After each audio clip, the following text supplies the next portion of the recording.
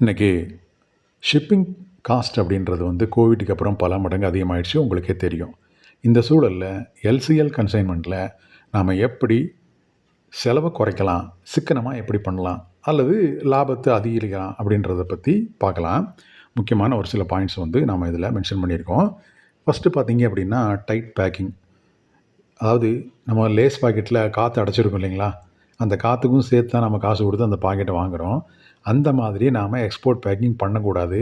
காற்று இடைவெளி அப்படின்றது இல்லாத அளவுக்கு டைட்டாக பேக் பண்ணோம் அப்படின்னா அது நமக்கு பெரிய அளவில் பணத்தை சேமித்து கொடுக்கும். ரெண்டாவது, நம்ம உடன் பேலட்டில் வச்சு அனுப்பிச்சோம் அப்படின்னா உடன் பேலட்டுக்கு வெளியில் நம்ம பாக்ஸ் நீட்டிகிட்டு இருக்கக்கூடாது. அப்படி இருந்தது அப்படின்னா அதுக்கான எக்ஸ்ட்ரா சார்ஜஸ் நாம் பே பண்ண வேண்டியிருக்கும். நாம் சிஹெச்ஏக்கு மெஷர்மெண்ட் கொடுப்போம். உயரம் எவ்வளவு, நீளம் எவ்வளவு, அகலம் எவ்வளவுன்னு சொல்லி கொடுப்போம். அதை கரெக்டாக கொடுக்கணும். ஸோ அதில் ஏதாவது வித்தியாசத்தை ஹார்பரில் வச்சு கண்டுபிடிச்சாங்க அப்படின்னா ரீமெஷர்மெண்ட் அப்படின்னு சொல்லி போட்டு அதுக்கு ஒரு பெனால்ட்டியும் போட்டுருவாங்க. அதுக்கு அடுத்து நீங்கள் கொடுத்தது வேறு, நான் இப்போ செக் பண்ணும்போது வேறு மாதிரி இருக்குது, அதனால் ஸ்பேஸ் அதிகமாகுது, அதனால் அதுக்காக சார்ஜஸும் நீங்கள் எக்ஸ்ட்ரா கொடுக்கணுன்னே நம்மளை போட்டு எரிஞ்சிருவாங்க. ஸோ அதனால் மெஷர்மெண்ட் அப்படின்றது கரெக்டாக இருக்கணும். மில்லிமீட்டர் வைஸ் கரெக்டாக இருக்கிறது ரொம்ப நல்லது. அதுக்கடுத்து நான் முன்னாடியே பல வீடியோவில் சொன்னது தான், கொட்டேஷன் வாங்கும்போது ஓஷன் ஃப்ரைட் மட்டும் கோட் பண்ணுவாங்க. அப்படி கோட் பண்ணாங்கன்னா எனக்கு எல்லா சார்ஜஸையும் நீங்கள் மென்ஷன் பண்ணி கொட்டேஷன் கொடுங்க. நீங்கள் கொடுத்த கொட்டேஷனுக்கான அந்த பணம் தான் நான் உங்களுக்கு கொடுப்பேன். அதுக்கடுத்து எனக்கு அந்த சார்ஜ் இந்த சார்ஜுன்னு சொல்லி என்கிட்டலாம் காசெல்லாம் வாங்க முடியாது.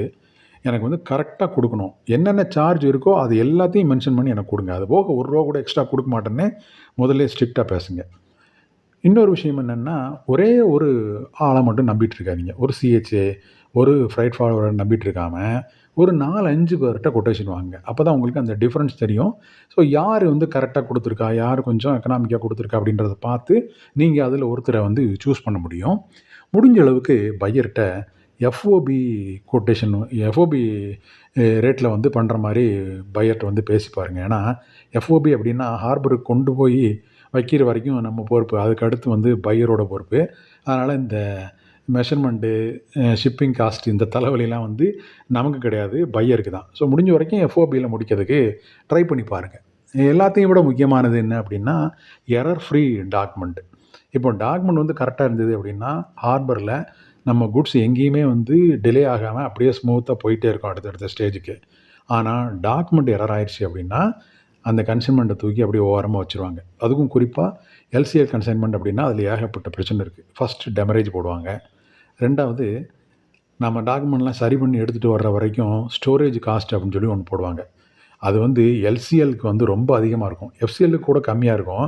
ஆனால் எல்சிஎலுக்கு ரொம்ப அதிகமாக இருக்கும். ஸோ அதனால் அவன் எல்லாத்துலேயும் பார்த்து பார்த்து பண்ணிவிட்டு கடைசியில் டாக்குமெண்ட் எரர் அப்படின்றதுனால எக்ஸ்ட்ரா காசு கொடுக்க வேண்டிய சூழலுக்கு நாம் வந்துடக்கூடாது. அதனால் நம்ம எப்பவுமே ஒரு செக்லிஸ்ட் தயார் பண்ணிக்கணும். நம்மளோட சிபிஎம் என்ன அப்படின்றதில் ஒரு கிளியர் பிக்சர் இருக்கணும். முடிஞ்ச அளவுக்கு நாம் பையரோட எஃப்ஓபிக்கு பேச பார்க்கணும்.